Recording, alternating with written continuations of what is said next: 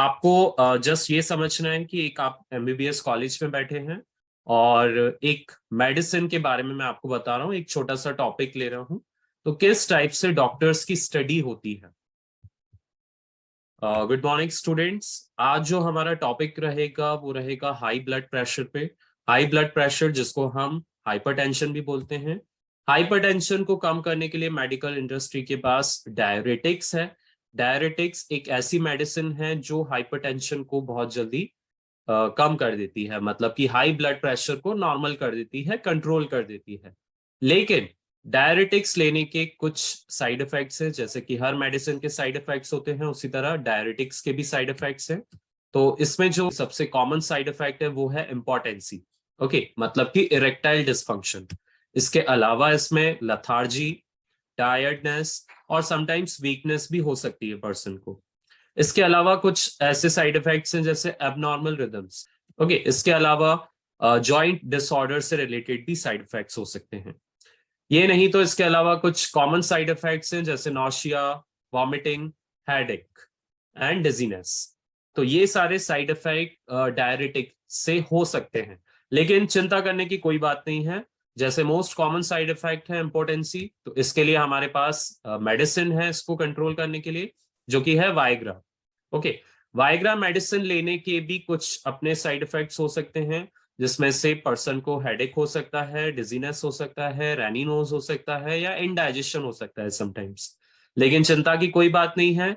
अगर पेशेंट को हेडेक होता है तो हेडेक के लिए हमारे पास ऑलरेडी पैरासीटामोल है।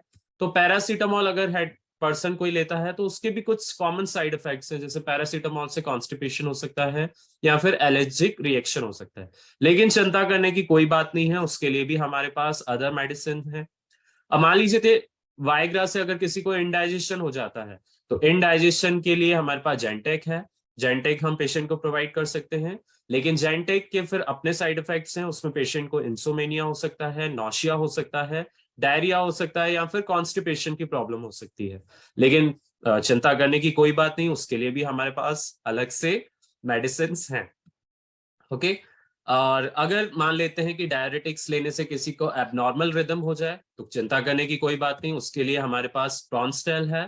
प्रॉन्स्टेल लेने के भी कुछ अपने साइड इफेक्ट्स हैं, जैसे पेशेंट को डायरिया हो सकता है, लॉस ऑफ एपेटाइट भी हो सकती है। लेकिन चिंता करने की कोई बात नहीं, अगर लॉस ऑफ एपेटाइट हो जाती है तो हमारे पास उसके लिए इमोडियम मेडिसिन है। इमोडियम मेडिसिन हम पेशेंट को प्रोवाइड कर सकते हैं, लेकिन इमोडियम के भी कुछ अपने साइड इफेक्ट्स हैं। जैसे इमोडियम लेने से पेशेंट को कॉन्स्टिपेशन हो सकता है, डिजीनेस हो सकता है, एब्डोमिनल पेन हो सकता है, वॉमिटिंग हो सकती है या फिर नौशिया रिलेटेड हो सकता है। लेकिन चिंता करने की कोई बात नहीं, अगर ये सारी प्रॉब्लम भी होती है तो उसके लिए भी हमारे पास मेडिसिन है। अब मान लेते हैं अगर डायबिटिक्स से किसी पेशेंट को लथार्जिकनेस, टायर्डनेस या वीकनेस होता है तो उसके लिए हमारे पास मोस्ट इंपॉर्टेंट मल्टीविटामिन है। तो मल्टीविटामिन सप्लीमेंट्स हम प्रोवाइड कर सकते हैं, लेकिन मल्टीविटामिन लेने के भी कुछ अपने साइड इफेक्ट्स हैं, जैसे ड्राई माउथ हो सकता है, नौशिया हो सकता है। लेकिन चिंता करने की कोई बात नहीं, उसके लिए भी हमारे पास अदर मेडिसिन है।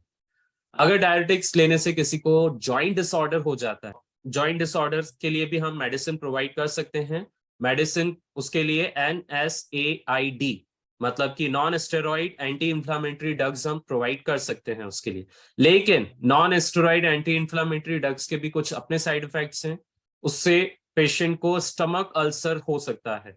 अगर स्टमक अल्सर किसी केस में हो जाता है तो उसके लिए भी हम पेशेंट को प्रेविसिट प्रोवाइड कर सकते हैं। प्रेविसिट एक मेडिसिन है जो स्टमक अल्सर को क्योर करता है, लेकिन प्रेविसिट के फिर अपने साइड इफेक्ट हैं। उसमें पेशेंट को निमोनिया हो सकता है, आयरन की डेफिशिएंसी या विटामिन B12 की डेफिशिएंसी हो सकती है। लेकिन चिंता करने की कोई बात नहीं, उसके लिए भी हमारे पास अदर मेडिसिन है।